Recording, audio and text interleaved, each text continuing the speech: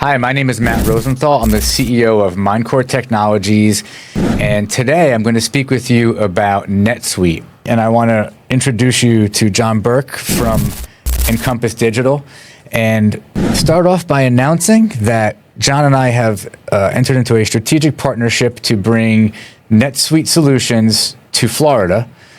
John and I go back, it's got to be early 2000s, it's got to be 20 years.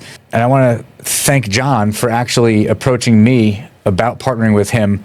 And John, it's going to be a great relationship. I think we're going to help a lot of companies, and I want to thank you for thinking of me for this partnership. And I thank you, Matt, for inviting me here today. And I want to say how excited we are. You and I go back a long time. And one of the things that you've always shown is an absolute commitment to the customer, to quality of delivery, to relationships, and to trust. And I think as we bring NetSuite into Florida, it's going to be so important. There's lots of exciting things to talk about. There's a really good set of benefits for the customers to use. And I think more than anything else, we can help customers on their journey to grow. And that by itself is very exciting. 100%. And I look forward to it. And so, as we jump into the 20 or 25 questions that we're about to go through, again, pay close attention. And if for any reason you feel that we didn't answer a question, I would just encourage you to go down below, post your question, because we do monitor it, and we'll get back to you. All right, John, welcome to our little show. So we actually have something really interesting happening. You and I have partnered, Mindcore and Encompass Digital, to bring NetSuite solutions to Florida. You've been working with NetSuite for years. You're an expert, design, build, engineer, support. Can you just give me a little background, right, on how you got into NetSuite and why you feel it's like a valuable solution for businesses? Hey, Matt, and it's so exciting and so great to be here. And we've been working towards this, and I'm really looking forward to what it's going to bring to the market. So I got into NetSuite about 15 years ago when I was working with a small ad agency in New York that had big aspirations for growth and needed a platform that it could scale with, but really needed something flexible and something that could get them quickly to market. So we looked at all the regular companies that you'd look at, but what was so attractive about NetSuite was it comes pre-configured. So we didn't have to reinvent the wheel. We could concentrate on their business. We could concentrate on the problems they were looking to solve and scale, give them data, give them visibility, give them velocity in the marketplace. And it started off as an initial project. And then it was a second one, a third one, and suddenly became a labor of love because you can see the difference that it makes to these companies. And all the things we hear about leadership and management and growth, this is the magic catalyst. The magic catalyst to everything is data. It's insights, centralization of data, having informed decisions so that you can better grow your business. And NetSuite gives you that. So that's where it's become a passion for me, and something that I think is really going to excite the market here. And the funny thing when you mentioned passion, when you and I began talking about bringing this to Florida and for you to really expand, because you have clients all over the country, I think, and also around the world, right? But you wanted to come down to Florida, and I'm here, and Mindcore is down here. You were very passionate when you talked to me about it. And I was like, wow, this is really interesting. Like, I know NetSuite, but we haven't actually ever sold it. We haven't been involved in the actual marketplace.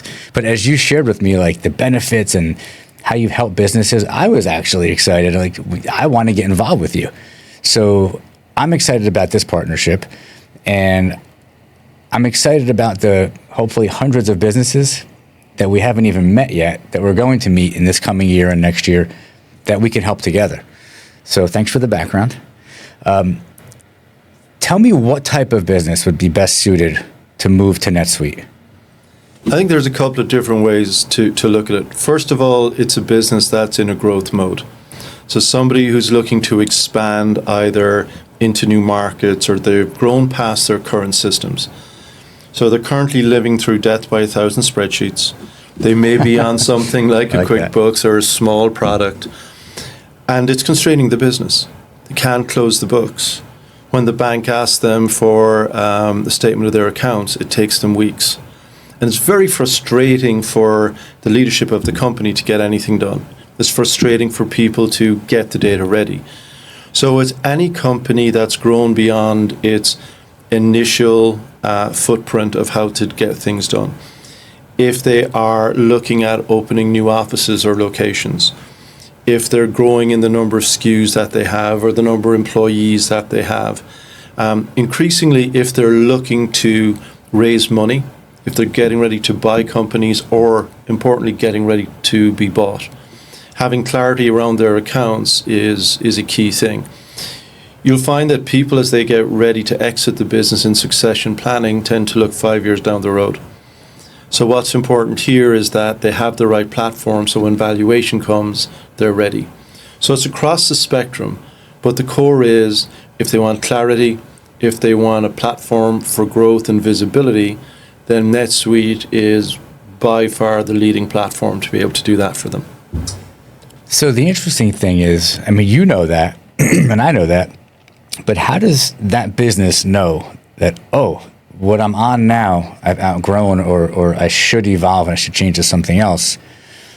I mean, is there some like light bulb that goes on, or do they really need somebody to come to them and sort of analyze and audit and say, hey, you're maybe it's time for a change? I think when I talk to our customers and to our new customers, there's a couple of trends that we see. First of all, the owners are awake at night worrying about the wrong things. They're worried about how they know what's going on in their business. Inventory gets lost or misplaced between warehouses. They're not sure where exactly their inventory is in the supply chain. Is it on the plane? Is it on the ship? Did it fall off the back of a truck? They truly don't know. Is their project profitable? Project profitability is a key measure. And you'll find that ownership oftentimes don't know if a project or a client is truly profitable. And that's the lifeblood of all this. So when we talk to people, we don't talk so much about the technology. We ask them what keeps them up at night. Where are they making money? Where are they losing money? Are they spending time on the right things? How much of a danger do they have if the spreadsheet fails? If the Google Docs or if the Excel formula is wrong, could that shut down their business? So what you'll find generally is that people are very aware of how they're constrained, how long it takes them to do the simple things well, and they'll tell you what the pain points are about what blocks them from running the business. So there are symptoms. I mean, you just listed 5 or 6 or 7 different symptoms, right?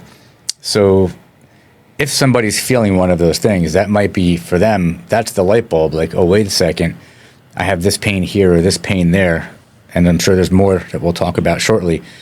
They may want to say, well, okay, I need to look at some different solutions, and NetSuite is probably the best option for them, but they don't know for sure. So what is it about NetSuite that when that light bulb goes on and they say, well, we're running QuickBooks now and we need to get off of that, or they're on a different ERP, what is the actual differentiator with NetSuite that makes it stand out from other ones that are solving the same problems? So the key thing about NetSuite is that it's already been configured. So they put in what they call leading practices, and the leading practices come from a hive mind of 38,000 companies around the world who've worked out the best ways to do things. So here's the best way you do accounts receivable or accounts payable or your inventory or your warehouse or your projects.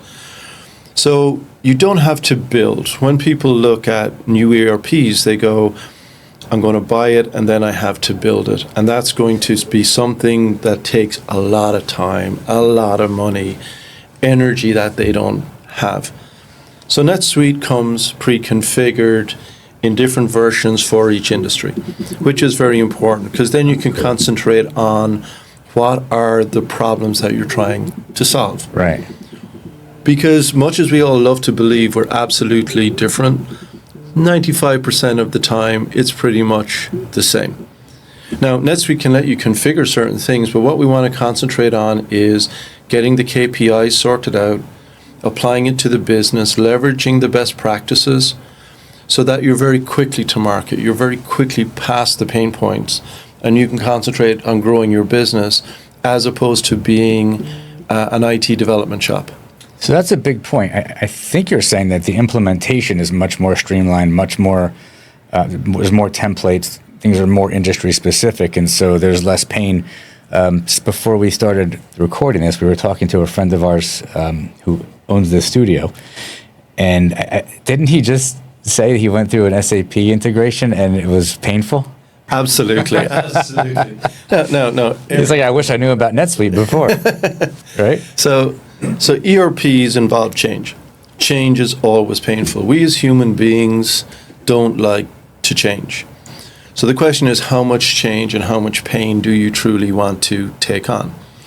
So typically an SAP is good for a larger company above $1 billion, where you have loads of money and time and people and resources to go and redevelop the wheel. Most smaller businesses don't have that time. They don't have that ability to dedicate all of those resources. So that's where NetSuite comes in. And it's one of the main selling points is, again, we're concentrating on the workflows and the data for your business, and we're not developing a brand new version of something that's been developed 1,000 times before. And that's the key thing about NetSuite. Configure, not build. That's a big differentiator. I mean, you just mentioned $1 billion business. So revenue-wise, this could be good for somebody that's from where to where? So we see it across the board. So we signed on a new client last week that's pre-revenue. They're in the mining industry. They're developing a revolutionary new drilling rig. And their plan is they have their first round of funding, and their plan is to list in about 5 years. Wow. And they're starting off with the right platform. As the CEO said to me, if we're building the best drilling rig in the world, we need the best financial platform in the world. And we're taking him from pre-rev right the way through. In 2-3 years, he'll list. You find companies 3 to 5 million benefit massively out of this because they're in that stage where they're about to step up. And that's a real difference. What you find right now is that QuickBooks is starting to change. They're trying to force people into the cloud. And that means that as much as you love your QuickBooks desktop, it is going to change. It is going to go away in one form or another. So much as we love it, you have to move somewhere. And that's happening now, if I'm not mistaken. Absolutely. Like there's a deadline right now. Yeah, there's a deadline where they're going to stop selling new licenses. I believe that's in August. And this is the start of the process where they're going to, in essence, force everyone to the cloud. Yeah. And what you find is most people who love QuickBooks Desktop are not so much in love with QuickBooks Cloud. And that's a very common thing. Very common. So what we say to them is, what do you really want? Well, we need this and we need this. We need the access and the power, a real-time system, 24/7, no ransomware. That's all pre-built. So that's a big feature for those kind of under $5 million companies. Companies $10 to $50 million, they're growing. They have complexity. They may not have an IT shop. They may not have developers. They may not want to manage a team of developers like the gentleman we were talking to. So this is where a configure not build comes into play. And then as the companies start to grow, we're currently working with a company. It's very exciting. They're bringing their manufacturing in-house, and they want to be able to play with companies at $500 million to $1 billion. And the question is, how do they get those tools? Those tools come out of the box pre-configured. So a smaller $50 million company gets the same capabilities as someone who spent millions and millions on an SAP, and they can punch with the same weight, but they're more flexible. And they can do it faster and more streamlined out of the box. Exactly. I mean, that's powerful. Very powerful. And the ability just to turn on the modules as they need without extra integration is very important. So you want to be able to scale at your pace of doing business, not at the scale that the integrator tells you to do. So if you want to start with financials, move to inventory, take a break, then move to manufacturing, you can. If you go from 1,000 transactions to 10,000 transactions a month, you don't want to have to rebuild your system. So one of the questions is, what does the NetSuite platform give you? It gives you the scalability of Oracle's infrastructure around the world. One of the most secure, one of the most powerful platforms out there. And that's where a smaller company can really punch above its weight, because it has one of the best infrastructures in the world on demand when it needs it. You know, you began to talk about examples. Give me a really good example of start to finish, somebody that you've worked with recently. When they first came to you, what the issues were. You recognized how to solve them with NetSuite, and then what their process was like, how long it took, what it felt like, and then what the end result was like. Take your time. Yeah. So it's a really interesting story, and it started with the story of growth, where there were 2 or 3 companies operating in Latin America. There was a decision made to acquire those companies. So to create a new offering. So very exciting venture, PE, growth kind of company. But the complexity is, even though they're digital products, they were operating in 5 different countries. So 5 different ways of reporting, 5 different currencies, 4 different languages. Really, really interesting. And every country needed the way to look at the books in their own way. For valuation purposes, it needed to be US GAAP. And what's the revenue at the start of the process? At the start of the process, each company was about 4 million, 5 million. And how many were there? There was 5. Okay, so they're a $20 million organization. Yeah. Okay. Ready for growth. Yeah, ready for growth, ready to tap into a massive market, but going from the US into international markets that have different cultures, different languages, different ways of thinking about things, and needing to harmonize on one set of books. And that's a hard thing to do. So one of the nice things about NetSuite is it lets you deal with multinational companies all in one place. It's real-time consolidation. QuickBooks and some of the other ERPs, you got to bolt things on or it doesn't work. So real-time consolidation is key. The big approach that we took was to say we're not going to take existing business processes that were done as a bootstrap by the entrepreneurs. Rather, we're going to take the leading practice out of the box from NetSuite. We're going to take it, this is the way the industry does it. We're going to gap against that and find out where there's a particular secret sauce. But we're going to follow the leading practices. And what that does is that cuts months and months and months out of the process. We're not asking entrepreneurs about best practices that they don't necessarily know. They know about their market. And it gives you a baseline to be able to say, here's how an optimal organization works. So you're actually giving them a good starting point. So they have their current state, and you're also suggesting to them, well, here's what other people in your industry do. These are best practices. Maybe some of the processes and workflows you had before, we should re-engineer those processes. Is that what you're saying? And then use the software to solve for those problems. And maybe they didn't even think of them as problems, but you're recognizing opportunities for them to be more streamlined, more efficient, and the software out of the box does that. Exactly, and that's one of the most powerful things about NetSuite, is that if you take the old standard of people, process, and technology, that's the core of every kind of technology project that we know. Sometimes the definition of the process is the hardest thing. And what you have in NetSuite is you have 25 years of thousands of people around the world contributing to create, here are the leading practices. Here's how they relate to the reporting you need to do. They have everything a bank wants to see. They have everything. There's a global tax solution. So if you want to expand another market, you just turn it on. Yeah. So as you move into the platform, you're going through process re-engineering. And so with this firm that has the 5, I think I took you off track, that has the 5 locations, you did this. Like you went through that process re-engineering with them. And how did they feel during that process? It was interesting. There is a desire to change and improve. There's also a fear about change and improvement. It's right? like fear of the unknown. Fear of the unknown. So one of the great things about NetSuite and the way that we work with folks is that we're able to show as we go. It's an iterative solution. And we're not asking questions that people don't have the answer to. We're able to show them, walk them through it. They're able to see different views. So everybody in NetSuite gets the view of what they need. They get a dashboard just for them. So an accounts payable person will see what they need to see. The CFO will have a different view. The head of distribution will have a different view. So it's focused on the individuals maximizing what they do and how they work, which takes away some of the fear. It speeds the adoption. So as you were going through that, and in this case, you were working with the CEO or the CFO? Basically, we were working across the board. So we were working with the CFO at the core.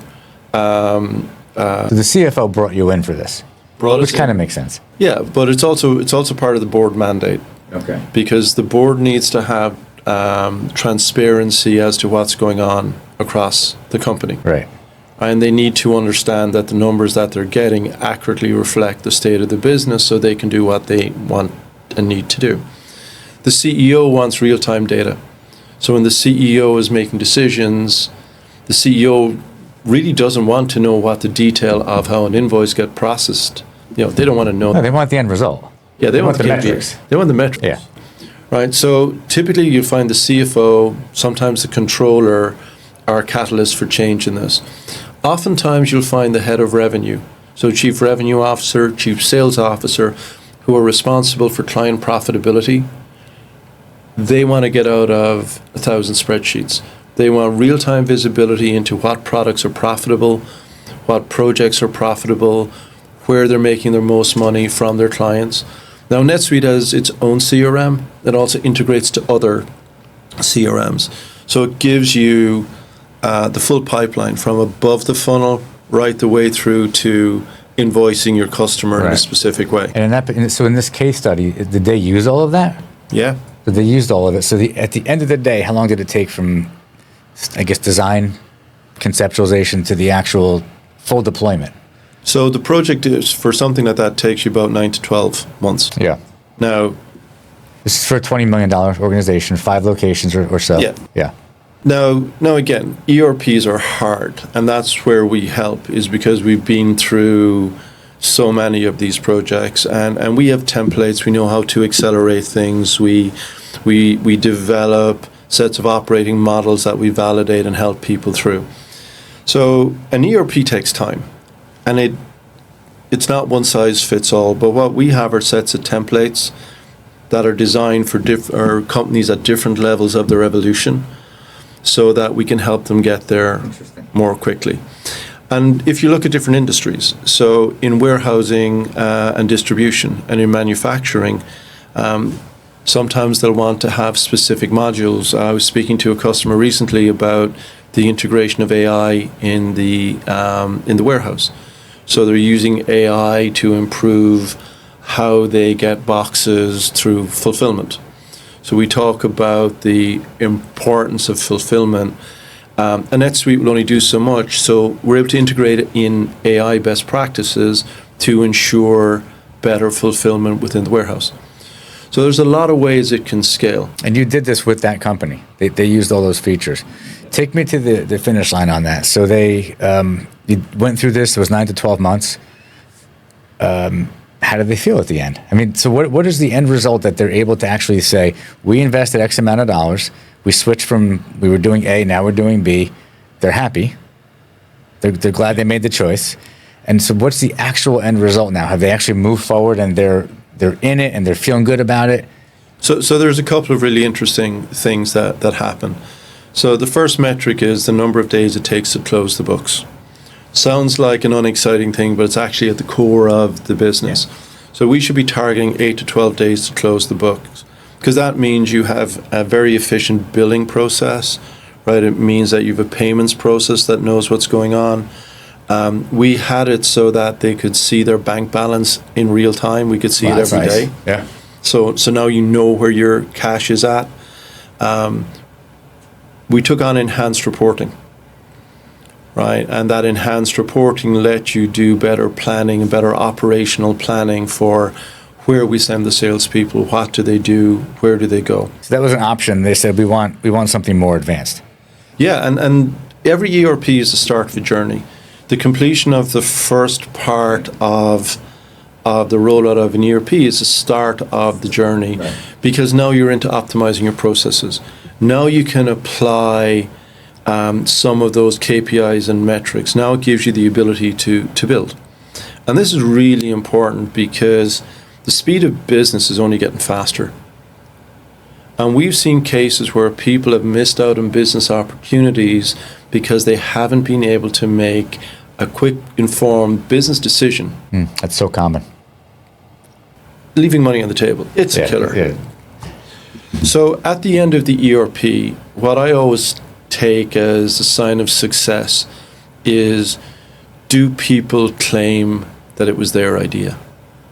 Right?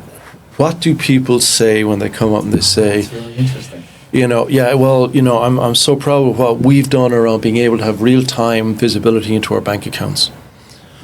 And I'm so pleased you came up with that idea. Or we're now able to get an invoice through for a quarter of the cost to process the invoice, and we have a third less people. Or we've redeployed, as part of our growth and talent strategy, we've redeployed our people to do more valuable things.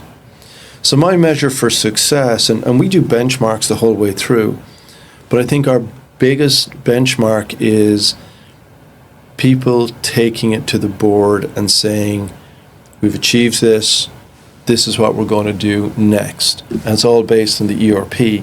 And that proves that the change has... Yeah, it validates the success. It validates it. Let's get into the actual implementation process, right? So now we just went through what size and type of business. Actually, we didn't go into what type of business. We talked about revenue. There's all different genres, right? And you were talking about manufacturing and warehousing, but I mean, there's a lot more than that. Yeah, absolutely. So again, one of the beauties about NetSuite is that they've got a number of industry solutions, and each of them are built around the leading practices for that particular industry segment. So right now we're working a solution for not-for-profits. So not-for-profits, they have a different world where they're worried about grants and how you manage all that grant money and everything else. So NetSuite has a particular version, and that helps people deal with the challenge that donations are down by 5%. It lets them deal with the talent issue. A lot of people are recognizing that getting accounting talent is a major issue right now. They just aren't out there. So not-for-profits are competing with other companies. So that's a big deal for not-for-profit, that we can help them make up that 5% gap using NetSuite. The agency and media world, where you and I come from, ad agencies, there's a plethora of tools out there, all these small little applications. Agencies care about three things. They care about the work, they care about client profitability, and they care about getting paid. And NetSuite gives you that right across the whole lifestyle. Media integration. There's more media channels now than ever before, so we can integrate in media. There are solutions there for high-tech and services companies, kind of like your own company where you're going through this fantastic growth. Yeah. How do you deal with that? How do you scale? How do you deal with different SKUs, product types? One of the big challenges for services companies, and all companies, is revenue recognition. Revenue recognition talks about when we can actually apply that long-term contract and how we recognize the revenue and don't get into trouble with the tax man. Vital that you get that right. It's true. So RevRec is one of the key things and one of the key values that when services companies buy into NetSuite and adopt NetSuite, all the RevRec rules are built in. We're starting to do quite a lot now in the area of fashion. We're doing work in clothing. There's a lot of e-commerce business where I have a client right now that does fashion accessories. They make these fantastic products that ship all over the world, all over the country. And it's really exciting because you can see those products in the stores that you go around. Right. Hospitality is a major area of interest for NetSuite, and you find NetSuite is deployed in hotels, restaurants, casinos. We did a project with an event management company where we were able to track the number of forks and plates and chairs that would be in a massive wedding so they could track exact profitability. Did you get a white chair? That was $10. If you got a green chair, it was 15. That's pretty granular. It's very granular, and it's to the levels that people need when they're running these projects. So right across the board, we do a lot currently in legal, and we're starting to make breakthroughs into construction. So what I'll say is across the 38,000 global clients that NetSuite have, we've played across, I would say, 8 or 9 different verticals. And all the time, every time I've asked, I've yet to come up against an industry that doesn't have the same problems and that a NetSuite can't particularly solve. It's funny because when it comes to technology and, to our core business, people say to me, do you have a niche? And my answer is always no.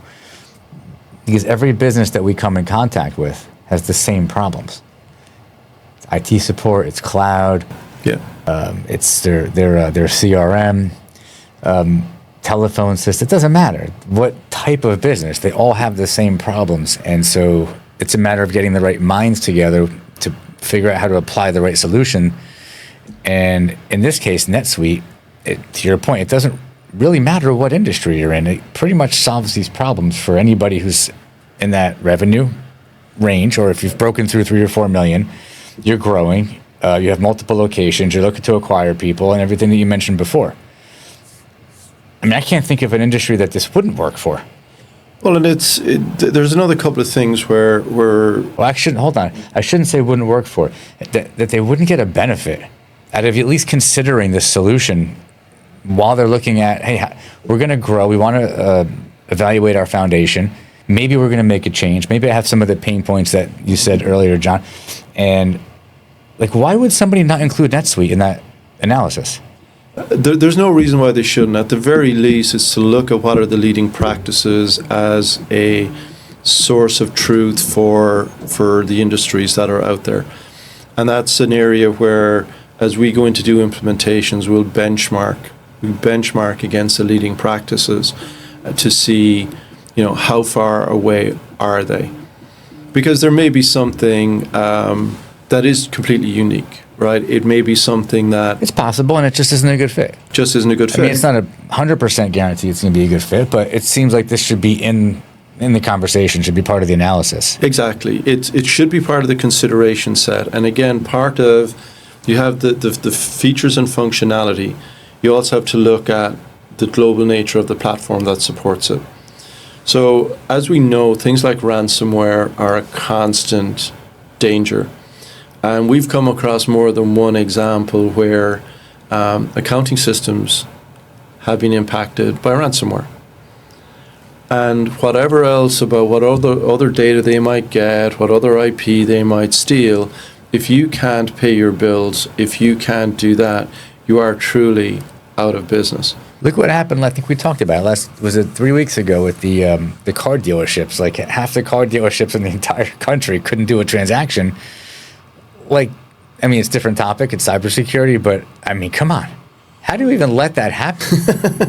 And it's risk mitigation. Right. And there's another company that we're speaking with. They make countertops out in the industry, and it's really interesting. Same thing happened to them. That whole industry segment was out of operation nationally for 6 weeks, and literally they went back to pen and paper. Yeah. So this is where these are real threats. These are real things that can impact your business.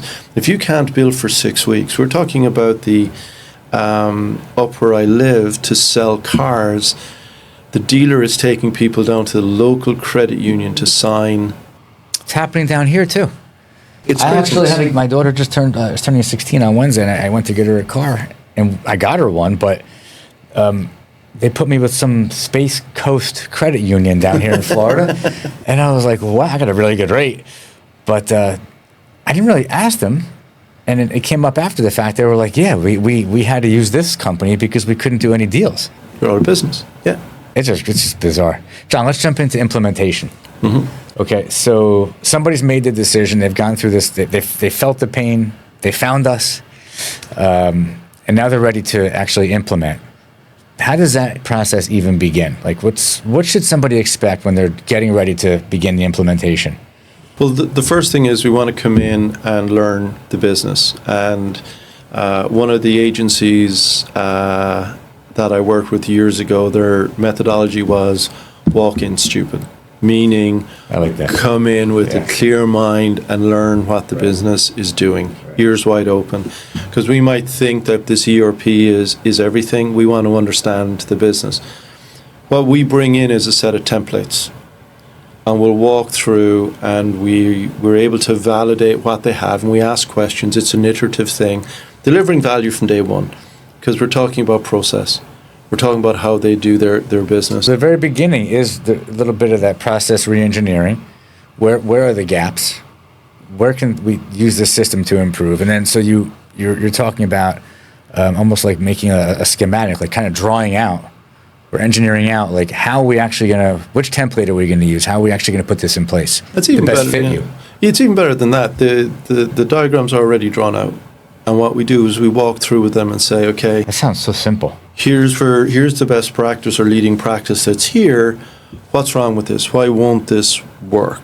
Right? Take us through the specifics of what's there. And what we do is we'll give an overall business requirements overview. We'll talk about the people. We'll talk about the KPIs. We'll talk about what's important to the business. Then we're able to provide certain options about how they can implement.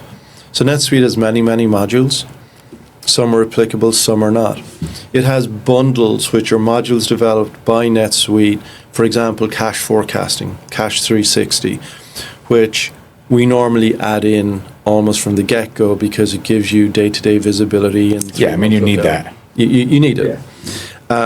So we have these built-out templates that say, here's what we think you need, we validate that. From that, we create a set of core operating configurations that we then put into a sandbox. So normally you'll have a production instance and a sandbox. The sandbox lets us build out in a test environment what we need. We're very iterative in how we work with the clients. So we're not asking them to do the configuration, but as we go through the process, we're asking them to help us refine the configuration rules as we go through. So there's a constant change management process that goes on, constant adoption. We want people to get to that feeling I talked about earlier, ownership. This is ownership. It's not IT stuff being done thousands of miles away that's going to be foisted on them. This is their system configured to the new state of what they want it to be. We go through the configuration and then we get into data and data migration. Now, one of the things is data generally tends to be dirty. And we have to take a look at what's going on with the data. So how are they handling customer data? How are they handling vendor data, employee data? Is it up to date? Do they have customers in there who they haven't done business with for years? Have they put in things like credit approval limits? So we take a 360 on all the parts of the business that are really important. And we lay out a data migration strategy. And that's actually a really good opportunity, and we encourage our clients to use this as a way to engage positively with their customers. We're upgrading our capabilities. We're working harder for you. Here's how we're going to deal with your data. Here's how we're going to upgrade your invoicing and your process. Are there better, faster ways to get paid or to pay? So as we do that, we ask our clients to look at how they embrace the customer experience, how they work with their vendors.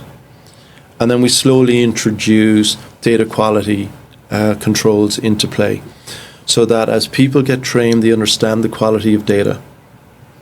We also deal with data privacy issues. So we'll have employee data in the system. The system is role-based, so everybody can only see what they need to see. So it's eyes only kind of thing. But NetSuite has a very powerful HR module.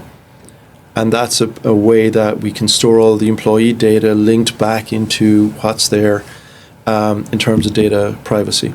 But that's important because the HR module, does that also connect and tie into whatever third-party HR payroll system that people are using? Exactly. So the way it works is in the US, NetSuite has its own payroll solution. If you're using a PEO or other solutions, you can upgrade or transfer rather the data in for payroll and for all the. So there's an API. There's an API. There's a communication. The CSV loader. But one of the things that's really important is that a lot of these PEOs have disparate systems. They don't connect to anything. And if somebody wants to know, and we get asked this all the time by employees, what do they want to know? They want to know how many days they have coming to them in holidays, how many days they've taken in vacation. They want to know where their expenses are. There's a whole process of onboarding. There's a whole process of reviews that are all built into the Suite People module, and it integrates in. So now we can have somebody's costs tying into what their billable rates are or into their cost allocations. So it's about centralization of data. And that's one of the outcomes that as we move into implementation and rollout, there's a social contract we have with everybody. They get something from the system. There's some benefit that accrues that makes up for the change of the pain of change. So everybody gets a benefit typically as we go through it. No one's happy all the time, but at least there's a benefit that accrues. Are there common challenges that one could expect that, I mean, not a big deal, but it's typical on any one of these projects that there's some challenges that pop up that might actually cause somebody to actually say, oh, it's too uncomfortable. I don't want to go any further, or maybe I made a bad decision. I mean, I think it makes sense to bring that up front. It's almost like there's a book right there on the wall, Never Split the Difference. And in that book, I forget the author's name, Chris Voss, he calls it an accusation audit. You may be thinking this. You may be wondering what happens if this happens. So you're kind of getting it all out there so that if it does happen, it's like, oh, yeah, we talked about that. Are there a list of a few things that are pretty common? Absolutely. And I think the first thing is you're always looking for the change agents, and then you're looking for the anti-change agents. Because people are afraid of change, and they'll have built up certain areas of expertise. So they're out to protect their jobs. They're out to protect what they've created. There's a lot of don't call my baby ugly kind of syndrome that goes on. And these are the same people that actually are bringing you in to actually solve the problem, but then all of a sudden they become like protective of what they've got. Absolutely. Out of fear and worry of what could go wrong, what people could judge them after if it doesn't go the way, all these different things. But what's really going to go wrong? I mean, at the end of the day, these projects are all pretty much the same. You know exactly what you're doing, but there's got to be like just two or three things. I think the big thing that we've learned is to look at the human aspect as one of the biggest potential barriers and one of the biggest potential enablers for the company. And I think that's the mistake. Where do projects go wrong? Projects go wrong on adoption. Generally, that's where the problem is. There's just too much pushback on the product because people haven't been engaged. You mean adoption in terms of it's been rolled out and now we have to actually start using it? Yeah. Yeah, so it's like that's that fear of change, or it's like the resistance, not even intentionally, but it's like this resistance to like new habits. Like I'm used to doing it this way. And this is a big, it is a big change, right? But at the same time, it's really not. If you follow the training, if you pay attention to what you have to do, you can learn it pretty easily. So one of the things I'll talk about is spreadsheets. Yeah. So in every company, there's at least one magic spreadsheet. It's like 50 tabs on it. Right, and it's how everything works, right? And it's what we all rely on, and that's a safe space, right? And a lot of the systems, you look at SAPs and others, and they tell you, leave the magic spreadsheet behind. And for a lot of companies, that's painful. Yeah, it's a step too far. Up here. It's painful up here. So one of the nice things about NetSuite is all the data is available all the time, and there's an analytics module. And you can generate your magic cube and you can generate your magic spreadsheet out of the system and have it emailed to you every day. And there's this very curious thing that happens as we go through the progress of the project. And I'll say, show me the magic spreadsheet. And very grudgingly, you get shown the magic spreadsheet. And then as you go through the project, you say, okay, here's how we're generating the magic spreadsheet. Here's how we're generating. So every morning you will get this magic spreadsheet. So what we're doing is As a report. As a report. Yeah. And so we're leaning into what people do. We're not forcing them down a place where they can only work in a certain way. So it's like, I understand what you use the spreadsheet for. I understand why it's so important to you. Are you opposed to letting me show you how the system can do the same thing, but even easier for you? And one more step than that.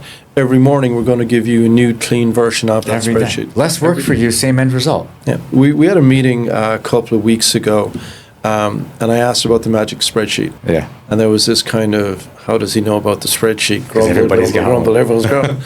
And the CFO looked at his colleague and said, how long does that take you to do every day? Yeah. And she went, about an hour. And I said, so That's 5 hours a week. what would you do if I had it like waiting for you when you arrived in? Yeah. And she went, you can't do that. I said, what if? And she goes, oh, there's so much more I What can if? do. Yeah, what Hours. if? That's 20 hours a month you gave her back. Exactly. And that's the kind of thing where there needs to be a social contract. And NetSuite has one click of a button, you get your spreadsheet. It's easy to get at the data. It's easy to interact with the system as you go through it. Now again, ERPs are hard. They're designed to make you follow central processes. Okay, it's not going to make you your morning cup of tea. It's not all sweetness and light. But can it lead to an improvement in how you work? Absolutely. So we follow the CMM, Capability Maturity Model, which talks about the 5 steps of growth that a company goes through. And at the start, it's growth, it's survival by heroics. Throw myself on the grenade. I want to be a hero. But that gets tiring, and teams get tired of doing that. People run out of steam. It's really true. So what we say is we take them through CMM and we get them to a place where they know what their processes are, they can measure the processes, they can show improvement. Take out the manual steps and give them a place where they can shine. Then that becomes a really important thing for why they want to adopt and use the system moving forward. And as we concentrate on things like that, another great example is bank reconciliation, right? Knowing where you are at bank. NetSuite has automated feeds. We do additional things where we can manage hundreds of bank accounts. So it's doing bank recs? You do bank recs, automatic bank recs. That's an important message to get out because there's a lot of time wasted on that too. Yeah, I just spoke to my bank recs. bookkeeper this morning, and we're actually, we're still on QuickBooks, right? So we're one of those companies that's going to have to make a change soon. And she asked me to. She does bank recs for a lot of different businesses and accounts that I have, not just Mindcore.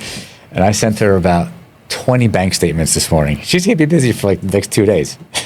It's nuts, right? But I realize that's a pain point. I'm one of the people you spoke about, but I'm also making a change. Exactly, and the ability to use. So everybody talks about AI, and AI. You're not a product if you don't have AI these days. Yeah. Oracle have been pretty smart about how they've been rolling out the AI underneath NetSuite. So they have their OCI cloud, and then a lot of this is about improved insights into what data you have. So with the bank rec, it does match pay, it automates the whole process. It's pretty sweet.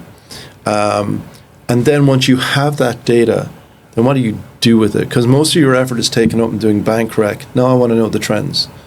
Now I want to know what's going on over here. Why am I doing that over there? So by the end of each week, every day you should have your bank rec done within about 15 minutes using NetSuite, right? And it's doing trending. Take the trending, you do your forecasts, you get it into the modules. So I travel a lot, and one of my big things is client billable and getting my invoices out the door. When I was using QuickBooks, I absolutely detested doing my expenses. And my wife, more to the point, detested my expenses because I had $20,000, $30,000 in unbilled expenses because I could not face doing this. That's a very common thing. The procrastination or I just don't want to do this. Like it's so common. And it's so expensive. There's a lot of people that are going to watch this that can relate to that. Like, oh, and you're saying this solves that problem. I could get my invoices out. So NetSuite has an app, so I'm able to go in, I'm able to photograph the dinner receipt, I'm able to do the splits, I'm able to tie in my flight invoice and everything else. I get home, whatever time it is, it'll take me all of 10 minutes to generate a full expense report validated with receipts and an invoice and get it shipped out to the client. And I don't have to worry about it, and it's done. So in terms of implementation, right? I mean, it kind of does sound like they've, and I know that it's true that there's so many things that have been thought about up front that it's designed to be a simple and easy implementation, as simple as it could be. While at the same time, obviously, it is complex. There's a lot of data moving back and forth. There's a lot of things happening. What is it that you do and that we can do as we're partnering together here in Florida to say to people that we're meeting with, we can ensure you're going to have a smooth transition?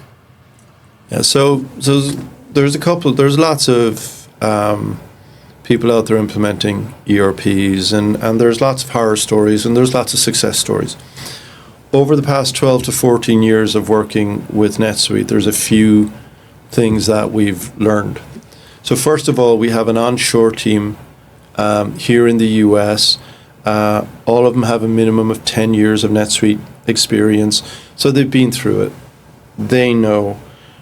We're not backing the school bus up to the door. Everybody is certified. Everybody has knowledge. Yeah. Everybody's been through it. Yeah.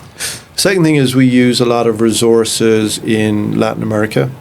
One of the things that's important there is that it's near shore. So we're able to provide NetSuite certified resources in the same time zone who have good language skills, but you're using onshore resources. Now, in Miami and in this part of Florida, having Spanish-speaking resources is a benefit all by itself. Plus, there's a team we use in Brazil. So we're able to properly service companies that are coming up through South Florida into the US and companies looking to go into Latin America and Europe. We can support that. Next thing that we've learned is that ERPs have an upfront cost. And that CapEx cost is one of the things that typically puts people off about getting into an ERP because it's expensive.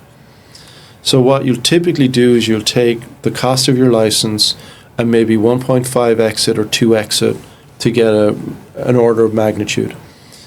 So as part of our partnership, we have a solution where we can turn that CapEx into OpEx and we can help spread the charges over 2 years or over 3 years.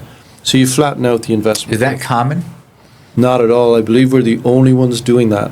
We need to make sure that that's clear because that is a huge difference. I mean, this can be put into place without writing a big check. Exactly.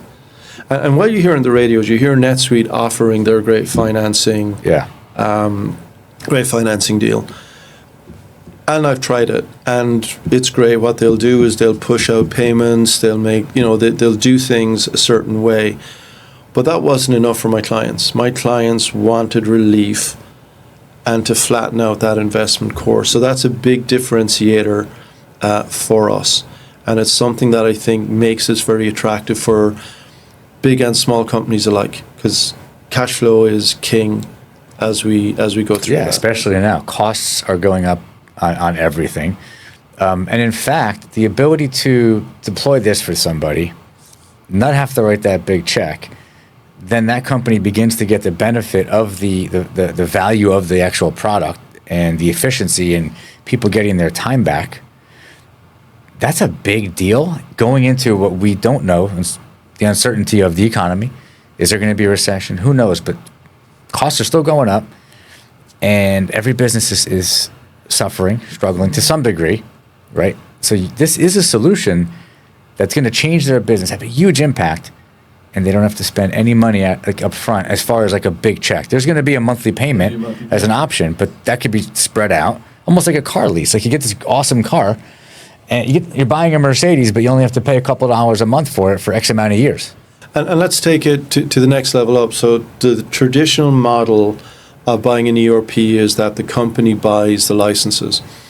So we're also a BPO partner with NetSuite. And that's very akin with the way a lot of things get bought these days. So we offer an even deeper discount for BPO clients. So what that means is that Encompass will buy the license. And as we buy the license, we get access to certain discounts that they wouldn't normally get access to. So we can bring in the costs an awful lot less because they outsource the ownership of the licenses to us. At any stage, they can purchase back the license. Yeah. So for a smaller company, they may be interested in using this as a nice, easy on-ramp. And then after a couple of years, they may buy those licenses themselves. We offer options. I think that's one of the things that's really exciting for me for Florida, is we're offering options that match the business down here.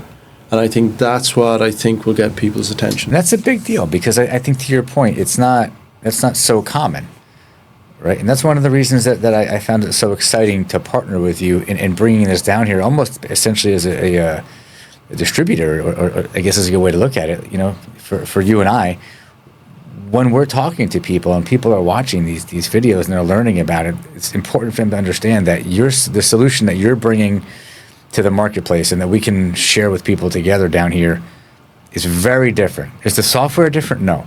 But the partnership with the client is different. The ability to work with them financially is different.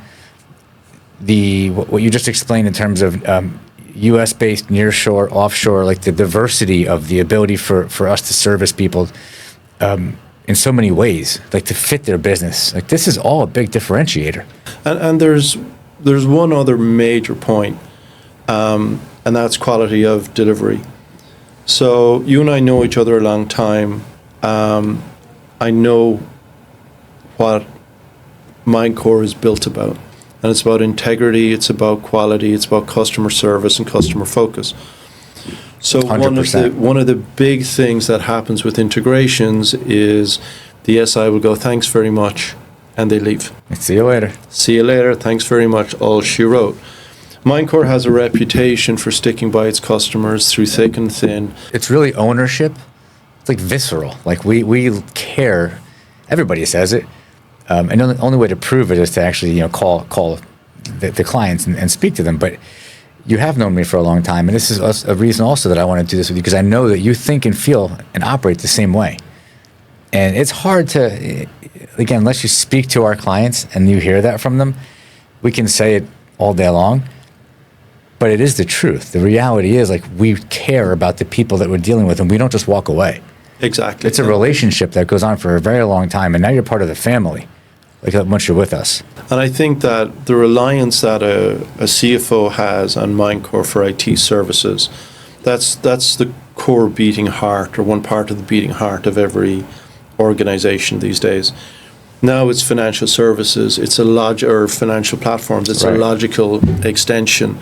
And it brings us into operational integrity. And it brings us into operational scalability. So what people want is they want to be able to talk to somebody local who gets it, but can operate nationally and globally. That's so well said.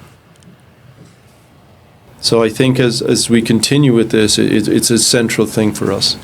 Let me jump into, let's talk about customization and integration. And I think you definitely touched on it, and maybe you already answered these questions, but first of all, in terms of customization, right? So I know there's templates, and I know that there's certain things that you spoke about that are specific to industries, but really, how customizable is this? If somebody wants something really specific, can you do anything you want with this? Pretty much, within limits. So the first thing is that NetSuite has its own app store, if you will. It's called Suite Apps. Look up suiteapps.com.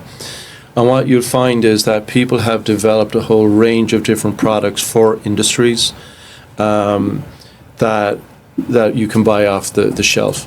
Then there's a range of integration products, fantastic products that will let you connect to things like Salesforce or different products that you want. So there is that whole capability. There's an API level of integration. I've done it in areas like rights management where, very different things, but they talk accounting, so do it at an API level. Right. Within the system, there's a number of different ways to do it. So you can configure through workflows, which gives you an amazing amount of flexibility. When that isn't enough, then there's an underlying scripting language. And that's very much like a Java type script where for the things where workflow just won't do it, you can go in and develop those scripts and you can develop those specific functionalities that you want. So I think between those different levels of, we can connect by API, we can do SOAP, we can do CSV, you can do it at workflow level, you can do it within the scripts. There's such possibilities to extend the product. How often does somebody come to you and say, I want something customized, and you have to say, no, it's not possible? I've yet to really come across that. Exactly. And what you find... That's the key, right? It's the key. Yeah. And what's really interesting is NetSuite is such a well-known product that a lot of third-party vendors develop integrations free of charge. So you run an MSP, you use ConnectWise.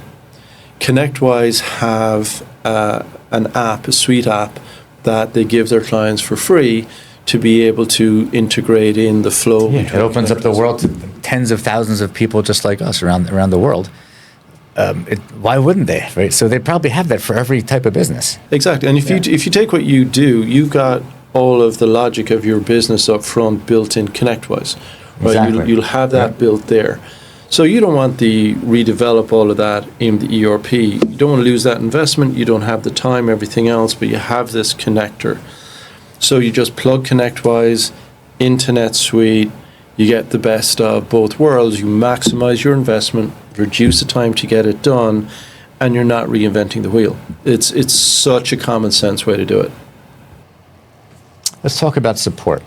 So, you just took us through a lot, right? And I think anybody who might have been on the fence or maybe wasn't even sure what this product was, if you haven't heard of NetSuite, okay, I may want to sign up, I may want to do this migration, but what is it really like after? It's all done, and you mentioned before, most people just walk away.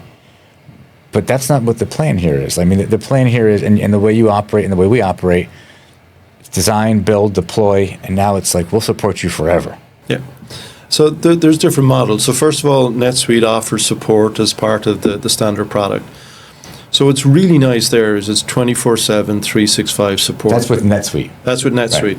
But there's really important differentiators. So if you look, going back to our friends at QuickBooks, they run Monday 9 till 5. Even when they're running 9 to 5, good luck getting support from them. Exactly. God bless. Off you go, right? I'll tell you something really before you. Something funny. This is it was 10 years ago. I'm sure it's different now, but I was actually troubleshooting something on QuickBooks. It was a Saturday, and we were closed. And I ended up I'm on the phone with them, and I'm laying on the couch, and they were on the server, and I was watching them work. I fell asleep. I actually fell asleep, and I woke up 2 hours later. They were still working, and they weren't even speaking to me, even though we were on the phone. That's what it's like. I'm not trying to poo-poo them, but at the end of the day, if you use QuickBooks, you know what support is like. It's atrocious. It's atrocious. And then if you've done a Dynamics or something like that, and you've had a third-party integrator do it, which is the way Microsoft work, then good luck finding the integrator. So one of the great things about NetSuite is you'll get someone 24/365, normally in a 2-hour callback as it goes through. So that's great support. And when you get very technical questions, there's someone there who'll help you out. But why would a client of ours call NetSuite directly? Because for a lot of the time, the goal that we have is that this becomes the business's system. So they don't need an IT infrastructure necessarily out of the box, right? Once it's set up, it should pretty much run itself without a great deal of having to have an IT department. But if somebody does want support and they don't want to call Oracle, they don't want to call NetSuite, we offer a solution. Absolutely. So we offer we offer differing levels of support. So you're able to, there's a once-off report you need written, or there's something that, when NetSuite just won't do, you can give us a call, we'll take the call, and we'll help you out and get that fixed on an hourly basis. Right. For companies that have an ongoing need of where they'll want reports customized, or as we talked about, they're on that journey to optimize their processes, so they might want to have their scripts updated or new scripts written, then we can offer a monthly support. Now, the nice thing is our support, again, is based around the world, so we can provide it when they need it, but at a very good price point. So it's attractive with teams that they know. So that's the key, and that's what I was really hoping to get at. Also, is that you're not just calling NetSuite and getting some random person. There is an opportunity to work with us, to actually have somebody They're going to get somebody that's part of our company, our organization, that can help them. But they also know that we're there, that we're part of it, that they're calling somebody that they know, like, and trust, even if they don't know the person they're speaking to. It's still a boutique. Family feel, like it's that ownership we talked about, and you're not just calling somebody who has no idea who you are and doesn't have any personal interest in your success. Yeah. With us, we need you to be successful. We deployed it, we integrated it, we designed it. You know us, and even though we've moved on, so to speak, from the implementation, like, you can call us and we'll support you, and like, we actually care about you. And I think that's something that's so important, because you don't want to be a number. This is visceral. This is about how your business operates. And you need to know you can phone a friend. And you need somebody to know you can that trust. That friend that's trusted, they're going to show up, and it'll go right across the company that we will get that problem solved and addressed. And that's, again, why do people change? Because they can't sleep at night, because their business is on fire somehow. There's something not working. And then Murphy's Law, and as Irish I get to say it, Murphy's Law does kick you in the head. You need to know somebody's got your back. And I think that's the difference that we have. All right, so John, let's talk about ROI and the benefits. To anybody watching this, like, oh, this all sounds great. And I get that I can spread the payments out, but it isn't free. It's going to cost me something. It might be a decent amount if you have a very large company, but that's out of context. To put it in context, it's like the ROI is what really matters, right? So what's a typical ROI for a business that's implementing this? And I don't mean dollars specifically, because that's a very broad question. What's the first things that they're going to see where they're getting something back for their investment? So there's a couple of ways that we look at that. So first thing is we'll look at key financial metrics like days sales outstanding, right? And how we can reduce the DSO and make your cash more available. So this is a big thing as companies start looking at their overall financial KPIs. We were talking about it earlier. You were saying, when you look at your balance sheet differently, what do you discover? So if you discover the perspective, right? If you discover you're leaving money on the table through your DSO and things like that, that's a big opportunity for every company. What does efficiency mean? It means taking it down from being 60 days to 25 days. That's a lot of money right there. That's a big difference. You're going to see your bank account increase, pretty quickly once this is in place. And that's happening, you're going to see a huge difference in your bank account. Absolutely. And then as you start looking at other key metrics like that, you start to see it impact on things like available cash flow and metrics like that. And they become really important. You'll find the ROI starts to come in when you look at things like the valuation of your company. So we've seen on more than one occasion where companies just have horrible balance sheets. They have horrible P&Ls. They're not able to report their numbers. And we've seen companies miss out on private equity events. We've seen companies miss out on an M&A because they haven't been able to turn around their P&L and their balance sheet in sufficient and this forces them to look at that, because you're going through this process of onboarding and implementation, and that's got to be looked at. Yeah, and NetSuite's real time. So there's real time consolidation. So as long as you're making sure that you have your invoices and everything else in, you're getting real-time data. And if you've got complicated companies, it's real-time consolidation. Another big thing that we look at is cost takeout. So what you'll find is that people will have lots of little apps, and there's lots of little, and each little app has a little cost. And each step to go through that typically mounts up into tens, if not hundreds of thousands of dollars. Now, we were talking with a company recently. They have a legacy system. It's like 20 years old. They have 4 dedicated people maintaining the system. When you add up everything that you're required to keep it alive, that was $600,000-$700,000. You're talking about an actual people time. People Like time plus effort. infrastructure. So they had to keep buying servers. They had to keep buying firewalls. They had to keep buying all of these. Configuring them, installing them, supporting them. Exactly. They're maintaining it in languages that went out of support 20 years ago. So you find that there's a lot of simplification that comes out of it. So you're increasing your available cash by taking out unnecessary cash flow and expenditure.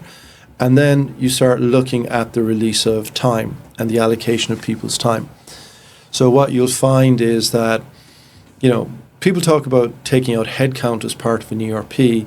Typically, I'll find that companies will reallocate that headcount somewhere else within the organization to be more efficient. So what you'll find is they're loyal to their people and their talent, and those people have a lot of knowledge of the company. They're part of the company, but they're spending their time doing manual tasks. They're spending their time chasing, silly things around.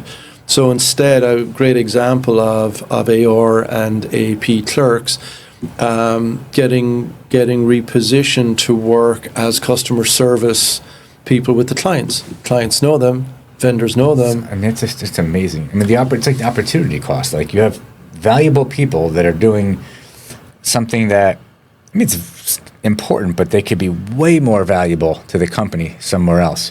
Exactly. I wrote something down when you were talking, which is ROTI, which is return on time invested. Yeah. So there's not just ROI, but the ROI comes from the return on the time invested. So you have people investing time and doing things that NetSuite's going to now do with more simplification.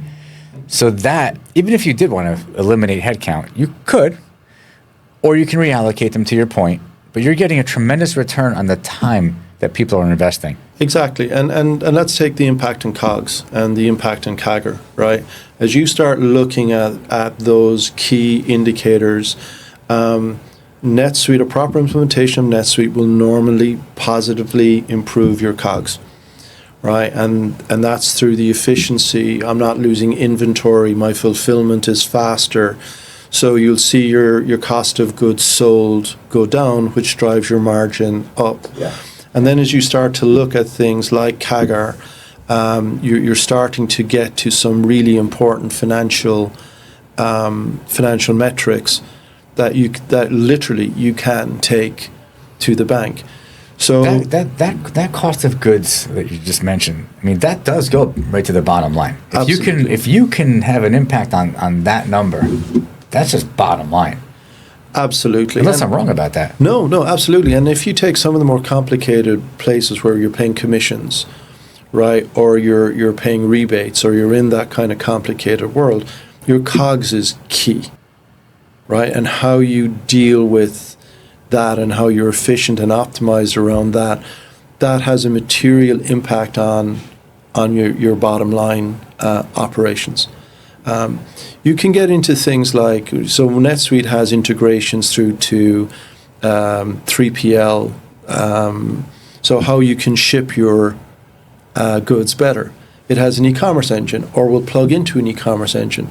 So the faster I can get goods out the door, the quicker I can get paid, the quicker I can pay my suppliers, life is good. If I can reduce, it gives you the ability to shop around in key aspects of your credit card vendors, your merchant accounts.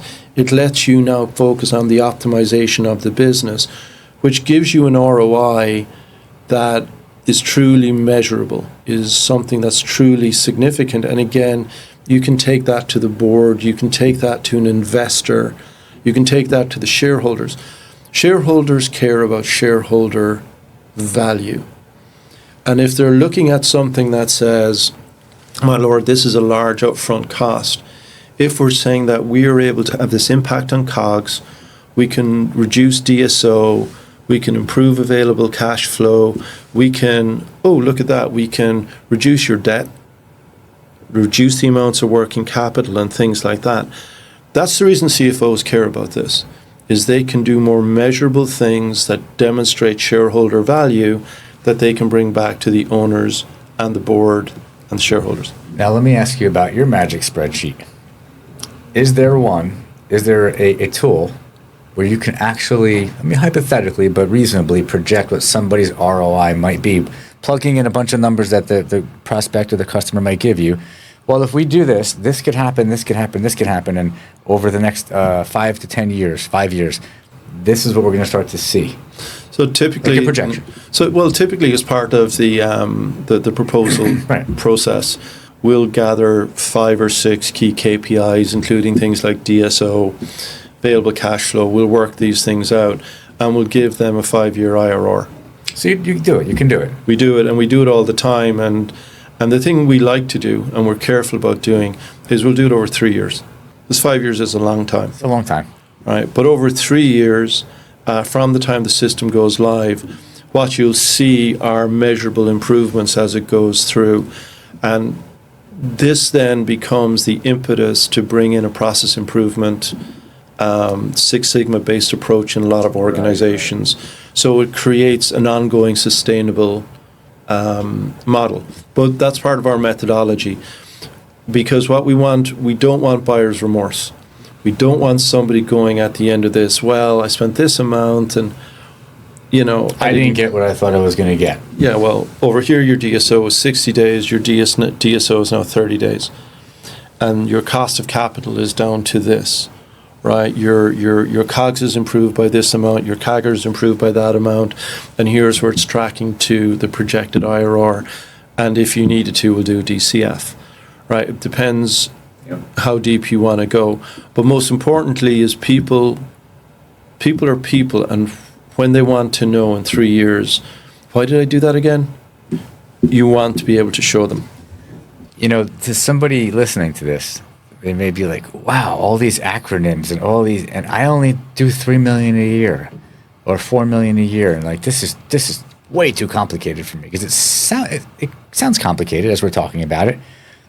But it's not. Like, people who are smaller businesses, that this is actually the time to move into this type of solution before you actually really hit major growth, right? So if you have $3, $4, $5 million a year, you should do this. Absolutely, and even more than that. The nice thing about NetSuite is it's reporting. It has more reports than you can throw a stick at. It has all of these key indicator reports built in. So if you're doing your basic bread and butter, here's my best practice about how I do things, then it gives you those reports that you need. So you don't have to learn this. You don't have to know what this is. It gives you those things out of the box as you go forward. And again, for a business owner, the last thing you want to know is you're coming to a critical growth point. I need this so I can grow into this market, and then be told, well, until you have this report, the banker looks at you in the eye and goes, until you have this report and you can show me this, you can't do that. Yeah. There's an answer. Those are interesting conversations. Oh, yeah. And those happen. Those are for real. And everybody who's in business knows that that's a real conversation. There's a company in Manhattan. They want to grow through acquisition. And this was over the late spring kind of period. CEO was out for dinner, met this company, absolutely loved them. It was a perfect synergy, it matched well, culture, everything was perfect. Went to the bank and said, I want to buy them, I can afford them. And the bank went, really? No, you can't. Show me. Show me. Yeah. And he couldn't. Yeah. Right?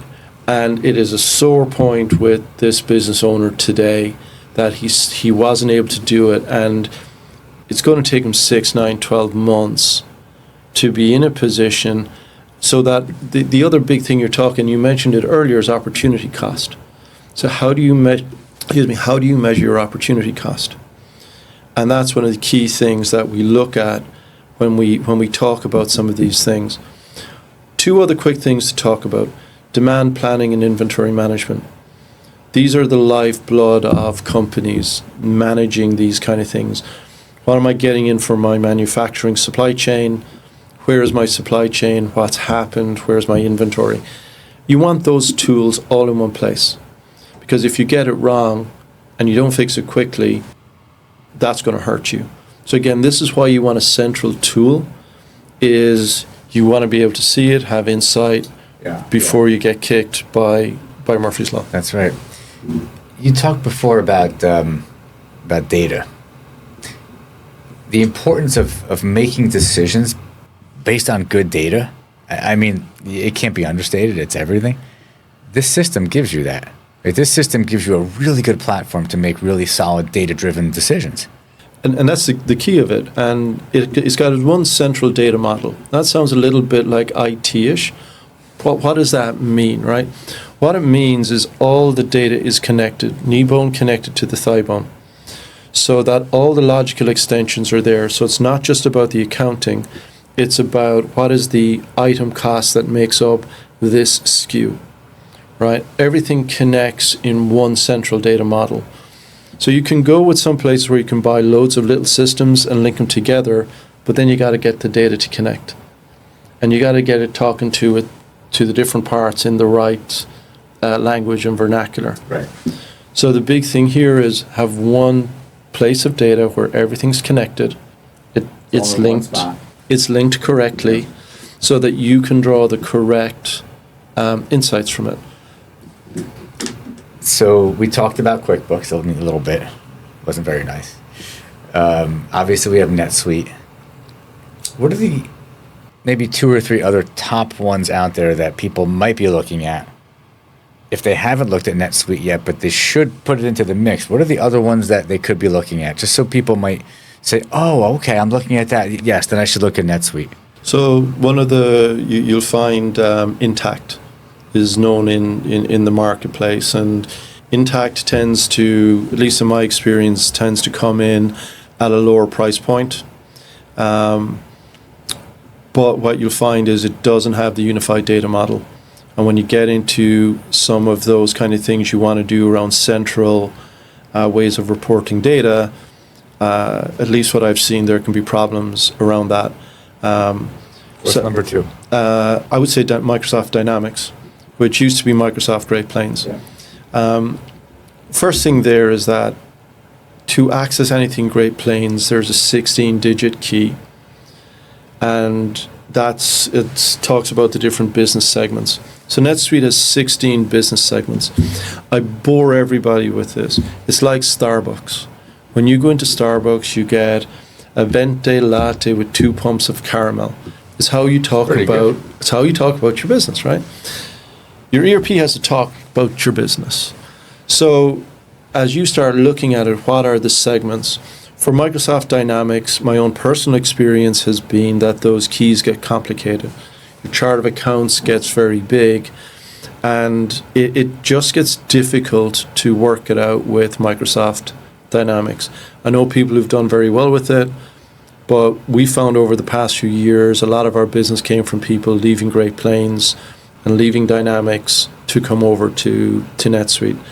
I can tell you that over the years that there have been many people that I've come across, clients of mine, people who weren't clients but were just talking about it, who have mentioned Dynamics in Great Plains, that I've never once heard anybody say that they love it. And it's always been, it's always been like this negative, like, okay, I got to deal with this. But I've never heard anybody say they like it. And we're not here to talk bad about it, but I think I'm just kind of agreeing with you. It seems like they're lacking, and especially probably in support. What's number 3? I think number 3, you'll come across SAP quite a lot, and you have SAP One Business, which is, as far as I can see, their product set designed to compete with NetSuite. And I think there is a fundamental difference in how SAP and Oracle approach these businesses. So SAP One, I know a lot of people who've gone on it, and people who love SAP love SAP. I found for smaller businesses that it can tend to be a little bit of a lift. But again, it is a competitor that's out there. You come across platforms like Epicor. There's some new products that you're starting to hear advertised. And they all have their pluses and minuses. And I'm not particularly harshing on any of them. I'm just speaking from what I've found over the last 12, 14 years.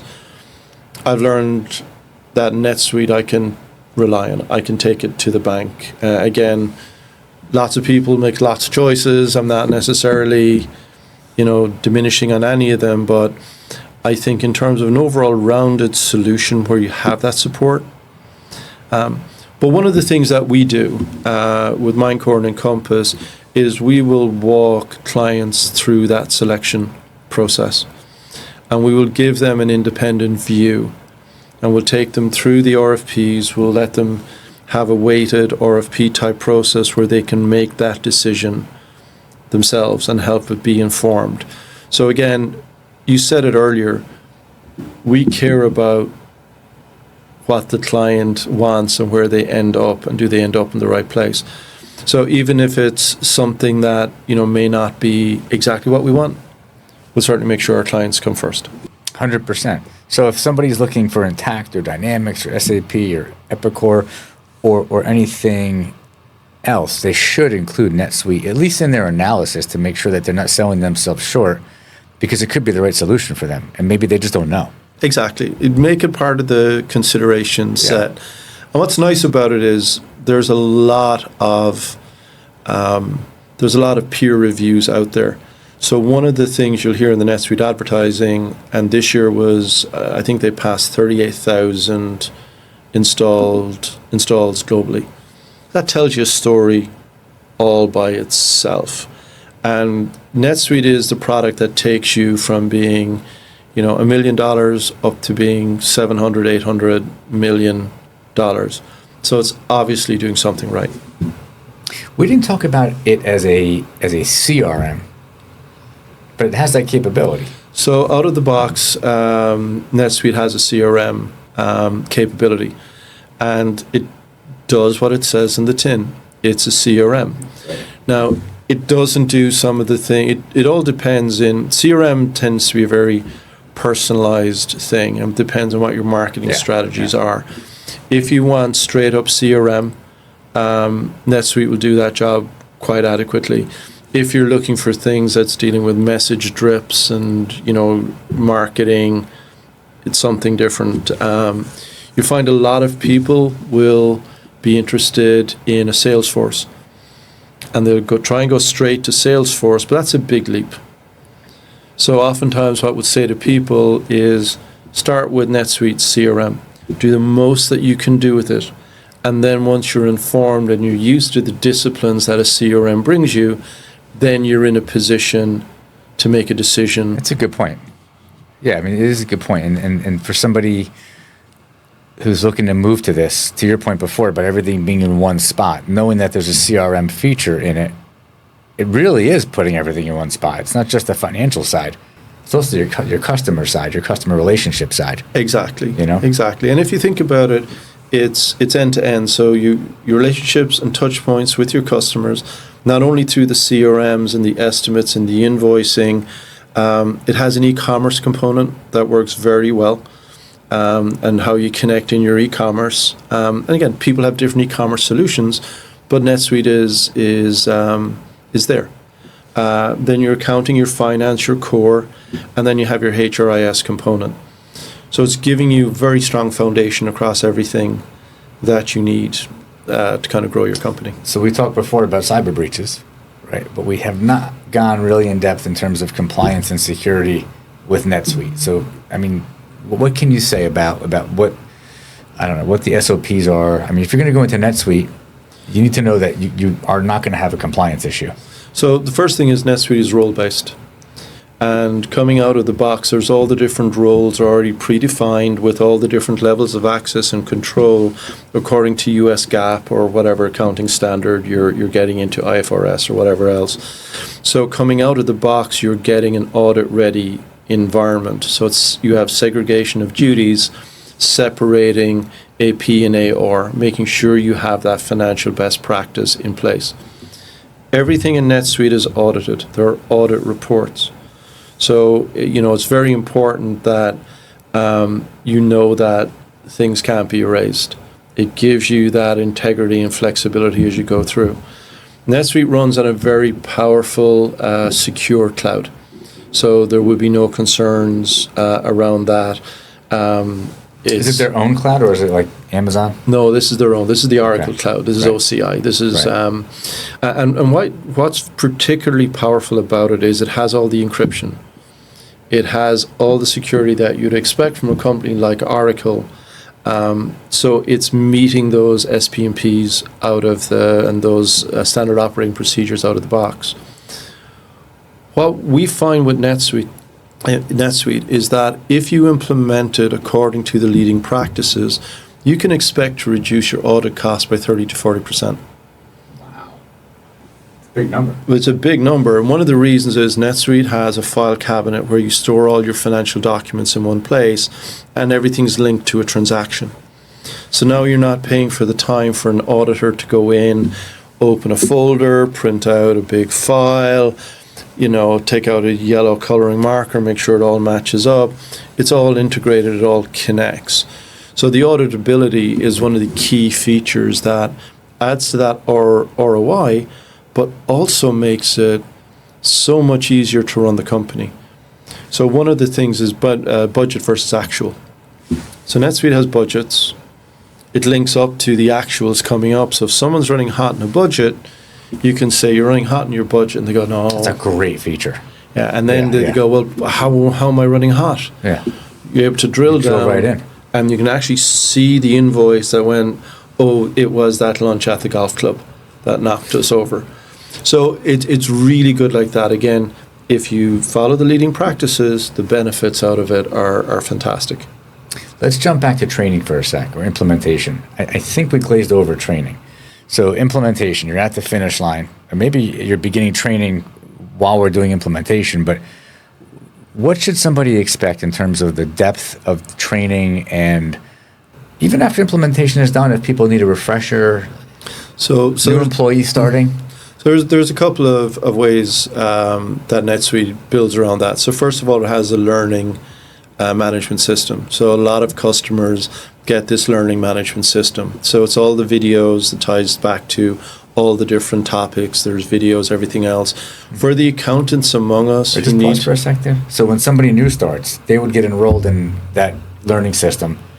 And so HR or their manager or somebody would say, okay, you're starting on Monday. Here's your videos. You can actually see that they took them. Gives you reports that they've completed them, not completed them, whatever the status is. And are there little tests involved there? I mean, is it interaction? Well, here's how good it is that if somebody is maintaining their CPA, right, and they're maintaining their professional qualifications, for certain of the NetSuite courses, they can get continuing education credits, CPEs, by doing the NetSuite training. That's important. That's important. I'm glad you pointed that out. So what you find, and I found this in multiple projects, when people go, well, I'm a CPA and I don't want, you get your CPEs out of it. Yeah, we'll go and we'll do that. So that's the first thing. The second thing is what's called Suite Answers. Suite Answers is the Google of NetSuite.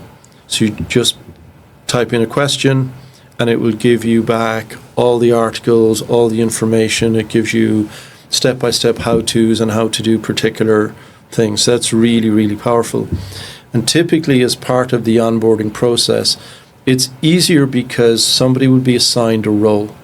Every role has a dashboard. That dashboard has the things that you need for that particular role. So you don't have to show everybody the whole system of everything. They have to go in through an intuitive dashboard, and that intuitive dashboard gives them what they need to do. Here's the things they need to approve. Here's the things I'm waiting on for approval. Here's the list of tasks that I have to do. And that dashboard is different for everybody. So typically from a training... Based on your role. Yeah, it's in your role. Yeah. So typically we'll train people for their roles. We'll train them on what's called Save Search, which is a way that they can do customized data extraction for what's there. And typically the onboarding tends to be pretty fast because it's very focused on doing what they need to do. Some people will turn and say, we do implementations of all kinds of different software and solutions, and I can't imagine NetSuite is different, right? In terms of we did the training, we've worked with it, and I forgot how to use this, or I'm not sure how to use this, and all of a sudden they have to go back into training, but there's like this fear of like learning something new, right? So in your experience, do you see that somebody's trained up, they're using it, and then all of a sudden they get rusty, they got to go back into that training, into those videos, and you have to put a lot of time back in with them? Or is that just some weird fear that somebody might have? But I hear it when it comes to cloud migrations, email migrations, telephone system migrations. Like, they'll be great when it comes to the training. You walk away, you think you're good, and all of a sudden, 2 weeks later, it's like they were never trained. You know? Yeah, when we come across that all the time, and particularly when we do an end of year cutover, so 12/31 cutover. Yeah. So we train people in December on how to use the system, and then they come back in January to do the January close, and they've completely forgotten. They forgot what's going on, right? It's over the holidays, right? They don't think about that. So typically what we'll do is we'll have the little handouts and sheets. What's nice out of the leading practices is it's all documented with process flows. So normally we'll have the process flow. Here's what you need to do this. Here's where you need to go to do that. And you'll have them on one-pagers on their desks. Sometimes we record videos. Sometimes as part of the... Like specific ones for that company, they're outside of that training system. It's like, you made some cool videos just because, they may call after the fact. And they're specific. Like, they're specific to them. Not to them personally, but to their business. And what we've done in certain cases, we've had if they call the local help desk, we'll have the local help desk record a little video. Yeah, that's very smart. Like a knowledge-based video. Knowledge-based video, right? And you build it up that way, so when somebody new comes along, then they're able to watch these 4 videos, and it kind of gets them through. You have to customize it for every company. Right. And again, NetSuite, all ERPs are hard, and people sometimes bounce off of that. So, sometimes we'll do lunch and learns. Mm-hmm. Sometimes we'll go back and we'll use a new feature coming out as an opportunity to go back and review what's been going on.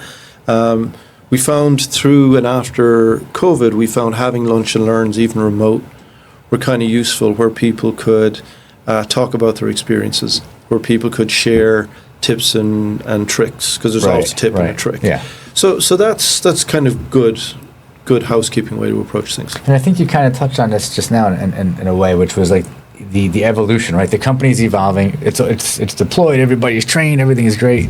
Time goes by, and the company's changing. It's always changing.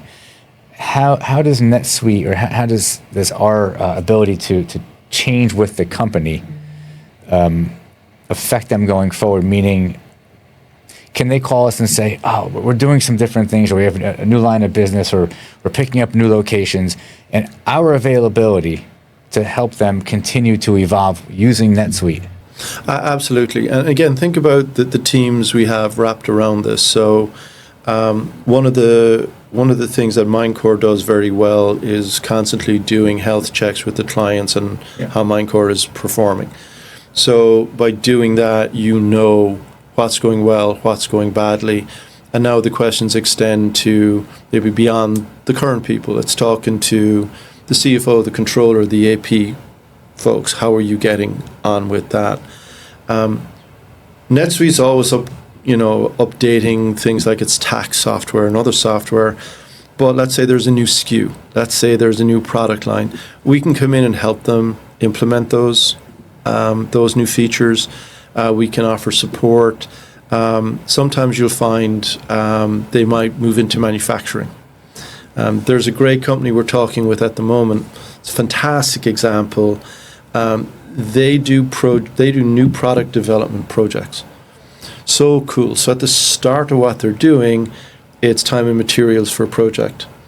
Then they move into a proof of concept. So then they're doing R&D. And once it's through, then they're making this beverage, and they're now a manufacturer. And then once they're manufacturing, then they're distribution, and then the parent company comes and buys them. So it's a PE carve-out coming back. So all along the way, they're able to click in the different modules, and we can come in and help as it goes through. And those modules may not have been set up initially, but you're saying you can evolve. And as the company is evolving, we can continue to put more modules in place to evolve at the speed the company's evolving at. Exactly. Yeah, that's powerful too. It is. And the beauty is, like, if you take, we're going back, let's say you have an Acumatica, or let's say you've one of these other programs that or ERPs that require servers. If you have a breakout year, how will the underlying infrastructure maintain you? Yeah, that's a great question. And that's where relying on something like the Oracle Cloud helps you big time, because you can scale that puppy. That's not a problem, right? And as you want to expand into a new market or things like that, that becomes important. So you have your evolution of process, you have your evolution of people, and you have your evolution of technology going forward. And as long as we keep touching on those, people, process, technology, with a focus on culture and cost. So everything that we do must focus on culture and cost. That's brilliant. Don't let me interrupt you. I just don't want to. That's so well said. Did you say people, process, and technology, and tech with culture and cost? Culture and cost. That's fantastic. John, we hit on everything. I think this has been a really valuable conversation, and I hope that anybody that watches this feels the same way. And if you stayed tuned and you watched the entire this entire conversation, you would have picked up on 15, 20, maybe 25 different valuable pieces of information that would help you at least consider putting NetSuite into your conversation. And I wanted to go back for a second and just really highlight one more time the type of company that this is good for, the type of problems that somebody may have, almost like in a 15-second, like, kind of give me your elevator pitch. But this is to summarize, if you took nothing from this entire conversation, he's going to say it one more time, why you might be interested in this. If you want to eliminate manual processes that are killing your business, death by 1,000 spreadsheets, that's the first thing you have to look at.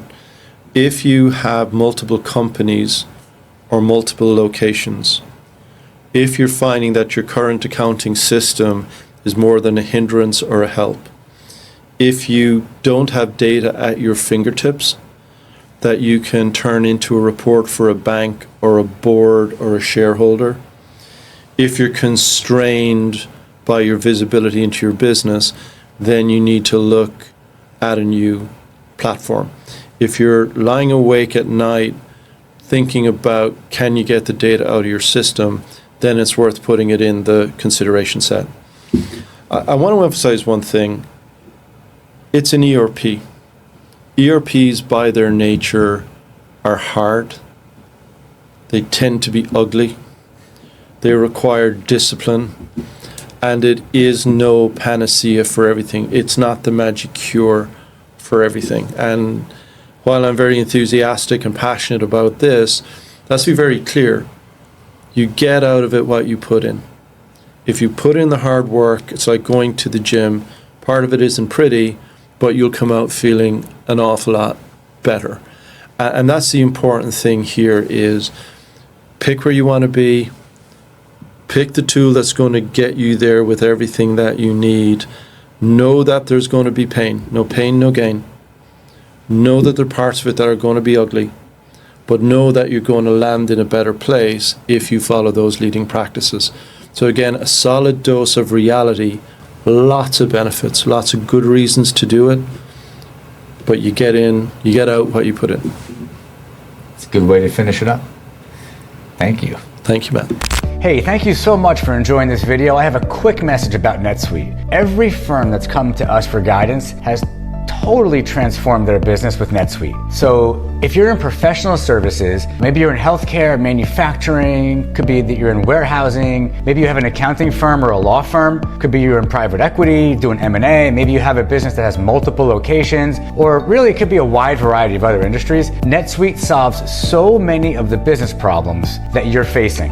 One major issue right now is QuickBooks Desktop. If you're using QuickBooks Desktop, which is going end of life, and you're ready to make a change, NetSuite will definitely solve that problem. Also, if you already have NetSuite, but you're frustrated or maybe you're disappointed with the level of service you're getting, with the outcomes that you're getting, with the productivity that you expect that you should be getting, you should definitely reach out to me, okay? Our clients consistently tell us that they feel way more confident and they see a lot more reliability and way better outcomes and productivity, not to mention 40 to 70% savings on NetSuite licensing. So we're here for you. Also, we'll help you determine if NetSuite is the actual right fit for you, and we'll provide expert support. So don't wait. Use the form below, schedule a free consultation with me, and let's see how NetSuite can transform your business.